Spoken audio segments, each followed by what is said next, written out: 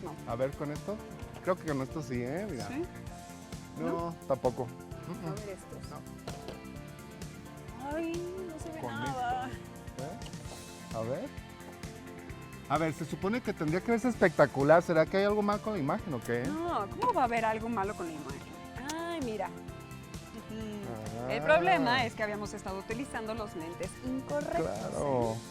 Es elemental, amiga. Mira, se ve ¡Guau! increíble. Se ve increíble, sí. Uf, Menos mal que me acordé, porque si no, hubiéramos estado un buen rato buscando, ¿eh? ¿de qué te acordaste? De una de las misiones espaciales más complejas y prometedoras de todos los tiempos, el telescopio espacial James Webb. Pero no entiendo qué tiene que ver un telescopio espacial con la caja de lentes. Ahora te lo explico, pero antes vamos con uno de los científicos detrás de esta maravilla tecnológica para que nos lo cuente. El día de hoy tenemos como invitado al Dr. Julien Girard. Él es astrofísico, miembro del proyecto del telescopio espacial James Webb. ¿Qué tal, doctor? Buenos días. Hola, buenos días, ¿cómo estás? Muy bien, muchas gracias. ¿Podría platicarnos el día de hoy de qué se trata el proyecto del telescopio? ¿Cuáles son sus características principales? Ok, entonces el telescopio espacial James Webb es el que va básicamente a reemplazar al telescopio espacial Hubble. Pero es bastante diferente, es más grande, es un telescopio de 6,5 metros de diámetro, el espejo principal. Y este espejo está compuesto de 18 segmentos hexagonales como esto, pero mucho más grande, y están recubiertos de una capa de oro, de hecho. Entonces, si lo buscan en internet, van a ver que es muy bonito, es como una joya, básicamente brilla como una joya. Luego, características, entonces va a ser el telescopio espacial más grande jamás construido y mandado al espacio. De hecho, ya está construido, pero se supone que lo mandamos en un año, en octubre del año siguiente, 2021. Y es un telescopio óptico, entonces son espejos, no son antenas de radio. Y capta la luz óptica visible, pero sobre todo la luz infrarroja. ¿Y cuáles van a ser sus objetivos científicos? Va a estudiar cómo se asamblan las galaxias al principio del universo. Va a observar, básicamente se va a acercar un poco del Big Bang en términos de las primeras galaxias, cómo se formaron, lo que llamamos la reionización. También va a observar cosas mucho más cercanas como estrellas que se forman y también exoplanetas, planetas que giran alrededor de otras estrellas que nuestro Sol. ¿Y cuáles van a ser las ventajas de este telescopio sobre los otros que se han construido? Pues va a ser muy sensible porque por su tamaño colecta mucha luz, 6,5 metros. Hubble tenía 2,4 metros, o sea, todavía tiene, de hecho lleva 30 años, de hecho, en la órbita. Entonces, muy sensible, puede ver cosas muy débiles.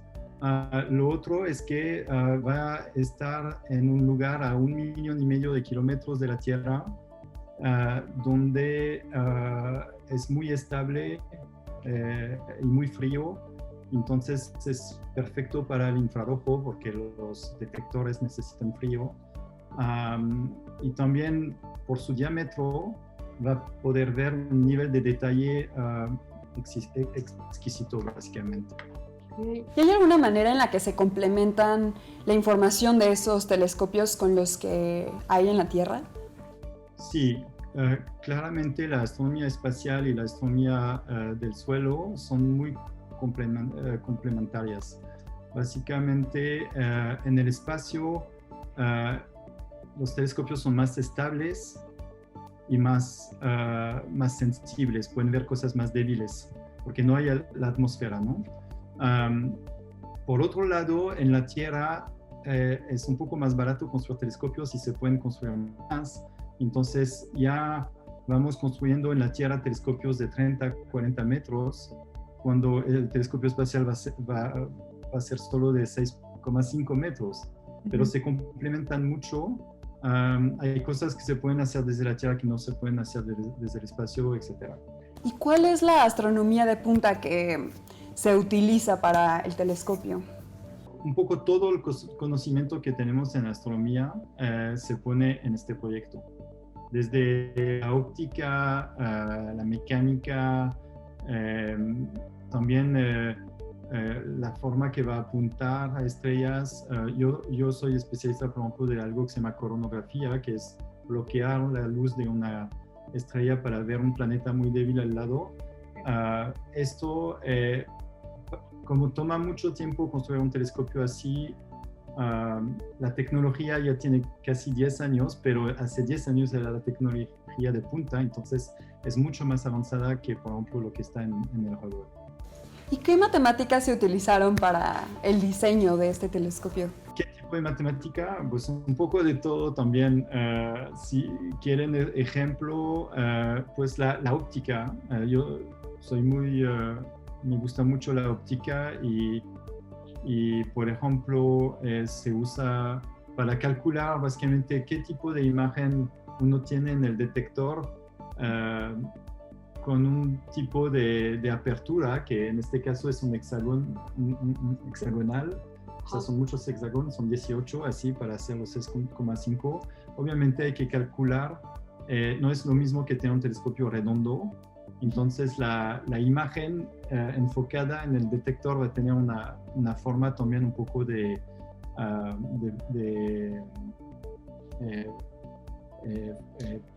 copo de nieve. ¿Sí? Y esto se calcula con la óptica de Fourier. Y la óptica de Fourier es un tipo de matemática que lleva exponenciales y, no sé a qué nivel quiere que le hable de esto, pero sí, básicamente claro, lleva mucha matemática. Y ya para terminar esta entrevista tengo que hacer esta pregunta. ¿Cuántas estrellas fugaces has visto? No te puedo decir, he visto muchísimas, porque trabajé 8 años en un observatorio en Chile antes de trabajar acá. Sí. Y pasé más de 1000 noches en el desierto. Y es tan oscuro, también fui a San Pedro Mártir en Baja California un par de veces, pero es tan oscuro en estos sitios que puedes ver una estrella fugaz más o menos cada minuto si te quedas y te acostumbras a la oscuridad. ¡Qué increíble! Pues muchas gracias por esta entrevista, doctor. No, de nada. Regresamos con esto que es Jóvenes en TV. Pues la verdad, yo pienso que ningún otro telescopio podrá superar al Hubble, ¿eh? Pues no es fácil, porque los descubrimientos que hemos hecho con el telescopio espacial Hubble a lo largo de más de 30 años de operación han sido muchos y muy importantes. De hecho, según algunos astrónomos, el Hubble es el artefacto con el que la humanidad ha conseguido obtener la mayor cantidad de conocimientos científicos hasta la fecha. ¿Ves? De eso estoy hablando.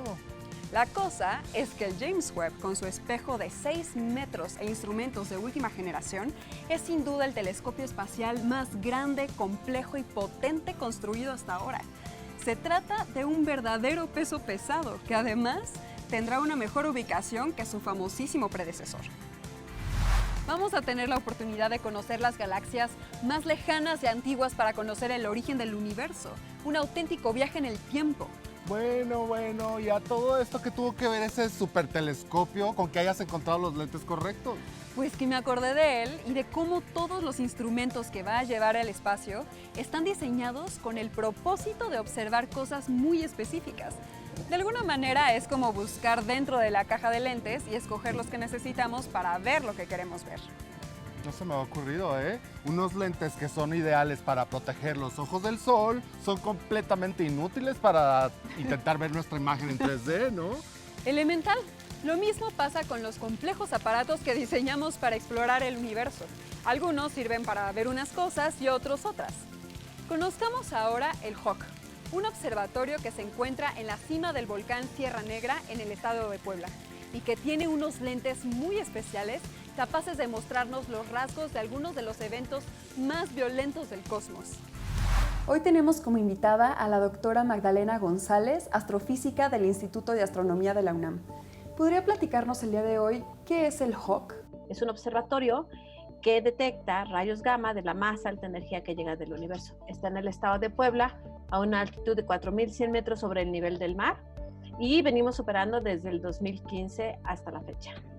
Platíquenos un poco sobre cuáles son los objetivos científicos del Observatorio Hawk. Nuestro objetivo es ver los rayos gamma que llegan del universo de mayor energía. Estos rayos gamma suceden en los lugares más violentos, dramáticos, energéticos que existen en el universo. Por ejemplo, las muertes de estrellas, por ejemplo, donde están las estrellas de neutrones con los campos magnéticos más intensos. Entonces, realmente el objetivo de Hawk es conocer qué sucede en ese universo extremo, violento, que solamente podemos conocer a través de la energía más energética que nos llega de él. ¿A qué se le considera alta energía? Bueno, nosotros llamamos alta energía y depende con quién estén hablando. Podría decirte que a partir de rayos X para arriba. Si hablas de la Tierra, pues alta energía sería, por ejemplo, los rayos gamma, como aquellos que se emiten en las explosiones de bombas nucleares, por ejemplo, o los que se utilizan en los estudios para las gamografías.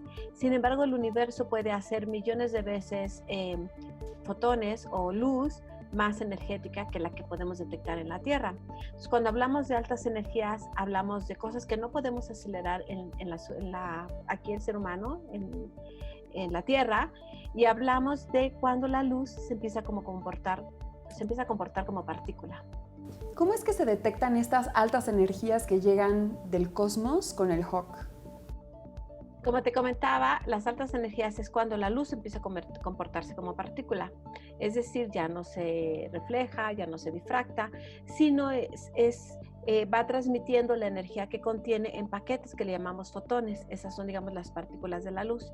Bueno, como partícula tiene propiedades tales como que puede interactuar con las moléculas de la atmósfera. Y cuando sucede eso es como si rompiera la molécula y se generaran otras partículas más pequeñas y le va cediendo energía. Y estas a su vez hacen lo mismo con otras moléculas de la atmósfera y así, y se produce una cascada de partículas. Cuando esas partículas llegan a nuestro instrumento y entran al agua, producen una luz que le llamamos luz Cherenkov. Y lo producen porque viajan más rápido que la luz en el agua. La luz es lo que viaja más rápido en el vacío. Pero cuando entra en otro medio, disminuye su velocidad y entonces otras partículas pueden viajar más rápido que ella y producen esta luz que es como azulada, que le llamamos luz Cherenkov. Y nosotros con instrumentos en nuestro detector podemos captar esa luz y de ahí producir una señal que después interpretamos para ver qué fue lo que produjo la cascada al inicio de la atmósfera. ¿Estos representan algún peligro para nosotros? Afortunadamente tenemos la atmósfera. Su función de la atmósfera es justo eso, protegernos de todas estas partículas y rayos gamma que llegan con muchísima energía a la Tierra. Cuando, como bien lo dije, algunas de ellas se van a absorber en la atmósfera y otras van a interactuar con las moléculas y se van a ir produciendo partículas cada vez menos energéticas que eventualmente van a ser absorbidas por nuestra atmósfera. Por eso hay que cuidarla. Si esto afecta y si es más importante, por ejemplo, para los astronautas. Por eso el nivel de radiación que ellos reciben cuando salen de la atmósfera es mucho mayor que el que nosotros recibimos en la superficie terrestre. Pero como tenemos nuestra atmósfera, estamos más que protegidos. ¿Cuál ha sido la detección más importante que ha hecho el Observatorio Hawk? Ha habido varios resultados importantes que hemos tenido. En particular, a mí el que más me gusta es que detectamos lo que nosotros le llamamos un halo de rayos gamma de altas energías. Si nosotros pudiéramos ver estos halos, como vemos nosotros la luna, si nuestros ojos fueran sensibles a esta luz de rayos gamma, nos podríamos dar cuenta que esta región que estamos observando, este halo, mide tanto como 6 lunas.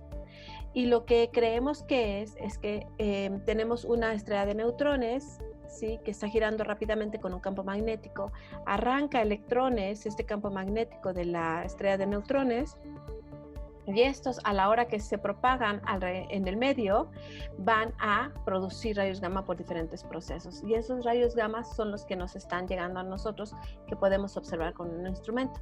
Este fue un descubrimiento y solamente lo pudo haber hecho nuestro instrumento, porque a diferencia de otros instrumentos astronómicos, nosotros podemos trabajar día y noche y observamos todo el cielo que pasa por arriba del observatorio. Entonces, cosas que son muy grandes, muy extensas, las podemos observar, a diferencia, por ejemplo, cuando tienes antenas, que ves cosas muy puntuales. Entonces, digamos que son de los resultados propios de un observatorio como HOC y que solamente un instrumento como HOC puede hacer y que hemos hecho. ¿Cuántos observatorios similares al HOC existen? Digamos que como observatorio de rayos gamma hay otros, pero con técnicas muy distintas. Estos otros observatorios tienen antenas reflectoras que tienen cámaras y lo que hacen es ver la luz Cherenkov que viene en la atmósfera. Entonces solo pueden trabajar en la noche y ver zonas más pequeñas del cielo. Entonces no tienen las capacidades de HOC. Sin embargo, si hablamos de similar, por ejemplo, en la técnica hay otros instrumentos que tienen superficies por kilómetros que están en la Antártida y que usan la misma técnica que HOC, pero en vez de ver rayos gamma, ven una partícula que se llama neutrinos, que es una partícula muy penetrante y que puede viajar por muchas distancias sin interactuar con nada. ¿Y cuál es la importancia que tiene ese observatorio para la ciencia, en particular para la astronomía? Es una ventana nueva al universo, digamos, como cuando tú vas al médico, que te sacan radiografía y una gamografía y luego te hacen una auscultación visual y luego cada una te da una diferente vista, diferente información de tu cuerpo. Pues lo mismo, aquí cada instrumento que trabaja no solamente con una frecuencia de la luz distinta, sino también, por ejemplo, como ya mencioné, instrumentos que ven neutrinos, te dan un perfil, una información distinta del universo. Entonces, en ese sentido, pues es una nueva ventana que nos da nueva información y que nos deja ver cosas que con otras frecuencias no podríamos ver. Y ya para terminar esta entrevista, ¿podría contarnos cuántas estrellas fugaces ha visto? Creo que veía más cuando yo era niña y adolescente. Será porque mis papás nos llevaban al campo y teníamos tiempo para tirarnos al pasto y disfrutar esos momentos. Ahora con la ciudad y siendo adulta, pues creo que he visto menos. Pero siempre fue un momento de asombro de ver estas estrellas fugaces pasar por el cielo y aprovechar las pocas oportunidades que teníamos para hacerlo. Pues le agradezco mucho por esta entrevista tan interesante, doctora. Muchas gracias. Qué amables. Y regresamos con esto que es Jóvenes en TV. Órale, con la lluvia, amiga, con los rayos y con los rayos gamma. Había escuchado mucho sobre ellos en los cómics, pero no sabía que los estuvieran estudiando así de cerquita y con aparatos tan avanzados. Son máquinas que parecen salidas de una película. Elemental. Y el siguiente dispositivo astronómico no se queda corto, sino todo lo contrario. Es tan grande que es difícil tomarle una foto y que salga completa. Se trata del LIGO, un observatorio doble que mide un par de kilómetros de largo. No me quiero imaginar qué podemos ver con algo de ese tamaño, ¿eh? Los LIGO no son un telescopio, pero sí nos permitieron observar un fenómeno predicho hace más de 100 años con Albert Einstein en su teoría general de la relatividad, las ondas gravitacionales. O sea que construyeron esos aparatos gigantescos solo para ver si era verdad lo que dijo Einstein. La teoría es tan sólida que sí, esa es la razón principal de su construcción. Vamos con nuestra tercer invitado de hoy para que nos expliquen todo acerca de estas ondas y su detección. Hola, ¿qué tal? Estamos con el doctor Alejandro Frank Hiflich y él es físico nuclear y miembro del Colegio Nacional. Doctor Frank, ¿cómo está? Muy bien, es un placer estar con usted. Igualmente. Primero que nada le quería preguntar, ¿qué es un fenómeno transitorio en el universo? Todos los fenómenos del universo son transitorios, déjeme decir. Incluso el universo mismo. La física actual nos habla del nacimiento del universo hace 13.700 millones de años. Y también de su evolución. Las estrellas evolucionan, todo es transitorio. Así es. ¿Y cómo es que ustedes observan este tipo de fenómenos en el universo? Ha sido toda una odisea de la humanidad. Para mí, los grandes logros de la humanidad, se lo digo a los jóvenes que nos escuchan, son el arte, que incluye la pintura, la literatura, la música y la ciencia. Hay ciencia desde nuestros antepasados mayas, aztecas, los chinos, etcétera, pero la ciencia moderna, digamos, nació tal vez una de las personas claves, Galileo, y el desarrollo de los métodos de observación. Él mismo construyó un telescopio, descubrió cosas del sistema solar, y esto es una, digamos, retroalimentación entre la teoría y el experimento. ¿Por qué considera, doctor, que es importante el observar tan de cerca y detenidamente estos fenómenos transitorios en el universo? Mire usted, de hecho, el gran logro del ser humano ha sido entender en dónde estamos, tratar de saber de dónde venimos, ¿ok? El hombre mismo tiene una historia muy larga porque somos parientes de las primeras formas de vida. Hemos evolucionado de un tronco común y la observación nos ha permitido, junto con la conciencia, la adquisición, la construcción del pensamiento, han sido la base para saber esa pregunta fundamental de dónde venimos, quiénes somos en este universo. ¿Y qué papel juegan, por ejemplo, los telescopios y qué diferencia tienen los terrestres a los espaciales a la hora de estar observando este tipo de fenómenos, ¿no?, transitorios? Bueno, los primeros telescopios que construyeron en Holanda y en Italia y en otros lugares le permitieron a la ciencia realmente a empezar a observar más allá de nuestro entorno cercano. Y antes se pensaba, se hacía filosofía, ¿qué será el universo? ¿Cómo estará constituido? Los modelos planetarios. Y en ese momento descubrimos como humanidad que el Sol tenía manchas, que Júpiter tenía satélites. Y todo esto empezó a modificar nuestras observaciones, nuestras teorías. Y bueno, hemos logrado cada vez mejores instrumentos de observación. Los de la Tierra, que son cada vez más poderosos, pero también hemos logrado llegar al espacio y observar desde ahí sin la obstrucción de nuestra atmósfera.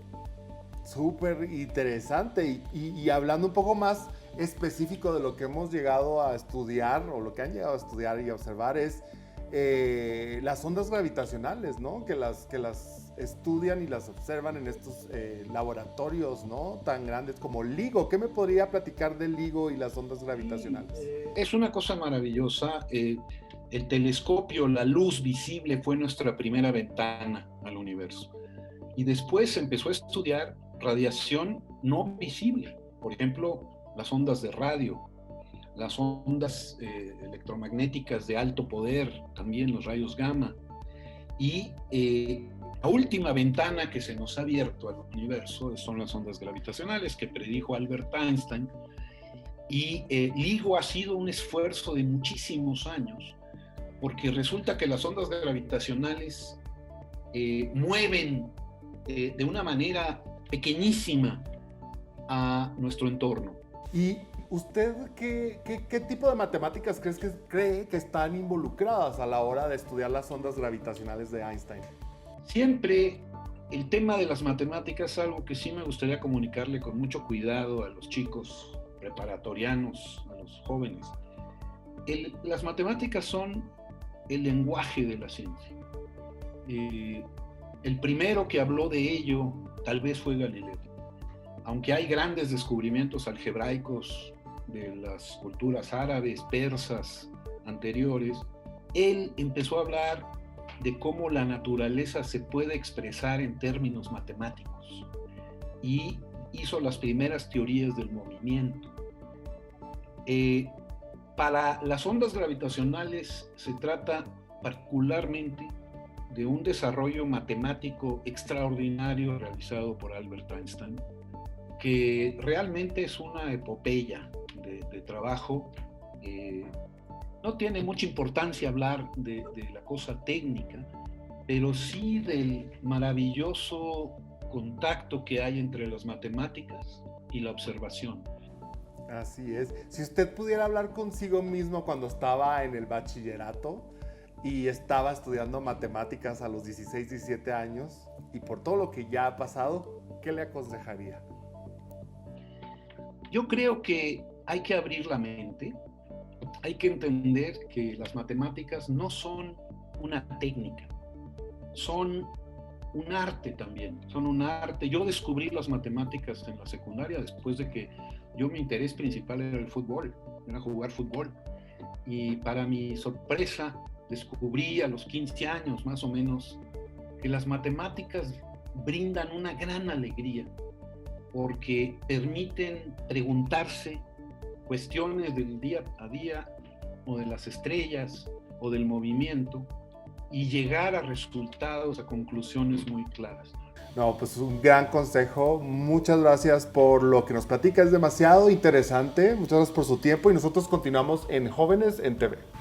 La búsqueda de conocimiento nos ha llevado a diseñar y construir estas máquinas increíbles, capaces de aumentar enormemente nuestra capacidad para explorar y conocer el universo. Desde kilométricos túneles bajo tierra hasta cimas de volcanes y de ahí a las frías profundidades del espacio exterior, estas supermáquinas superan la imaginación. Como dijo Arthur C. Clarke, toda tecnología lo suficientemente avanzada es indistinguible de la magia. Llegó la hora de despedirnos, pero antes nos gustaría preguntarles, ¿cuántas estrellas fugaces han visto? Se me fue el tiempo rapidísimo y ya sé que es relativo, pero no se pierdan el siguiente segmento de Saberes Digitales. Ahora con el tema de solución de problemas técnicos, muy necesario entrarle. Sí, ahora sí, hasta el próximo capítulo de Elemental. ¡Elemental! Jóvenes en TV recuerda a Mario Molina, un mexicano fuera de serie. Mario Molina nace en la Ciudad de México en 1943 y muere el 7 de octubre del 2020. Hay 3 mexicanos que han sido galardonados con el Premio Nobel: el diplomático Alfonso García Robles, el escritor Octavio Paz y Mario Molina, ingeniero químico egresado de la Universidad Nacional Autónoma de México. Pero, ¿qué le debemos a Mario Molina? 1. Dirigió sus diversas investigaciones en el ámbito de la química ambiental hacia fenómenos que atañen a toda la humanidad. 2. Sus estudios explicaron la relación entre el agujero de ozono y los compuestos de cloro y bromuro en la estratosfera. 3. Sus investigaciones condujeron a la creación del Protocolo de Montreal de la ONU, Tratado Internacional para proteger la capa de ozono. 4. Sobre la pandemia del COVID-19, fue de los primeros en señalar que la ruta de transmisión aérea era altamente infecciosa y promovió el uso del cubrebocas. 5. Recibió más de 40 doctorados honoris causa y 2 centros de investigación, uno en México y otro en Chile, llevan su nombre. El trabajo de Mario Molina sigue presente en nuestra sociedad. Uno de sus legados más importantes es el Centro Mario Molina, dedicado a encontrar soluciones prácticas, realistas y de fondo a los problemas relacionados con la protección del medio ambiente, el uso de energía y la prevención del cambio climático, a fin de fomentar el desarrollo sustentable. Es muy importante para Jóvenes en TV reconocer que una de las más grandes prioridades del Dr. Mario Molina fue la de acercar a las y los jóvenes a la ciencia. Le interesaba motivarlos para hacerse preguntas que ayuden a transformar su entorno. El Dr. Mario Molina parte como un mexicano ejemplar, una persona de gran calidad humana, que dedicó su vida a investigar y a trabajar a favor de proteger nuestro medio ambiente. Su vida ha abierto un sendero para las nuevas generaciones. Será siempre recordado con orgullo y agradecimiento.